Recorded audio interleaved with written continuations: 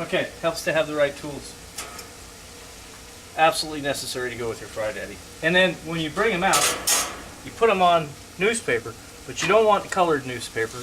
You don't want tons and tons of black ink print. So you want to find the page that's got very little black ink print on it, and you use that. So we'll just bring that to the top, and that'll work like that. This has come down from a rolling boil. Come over and shoot the top of this.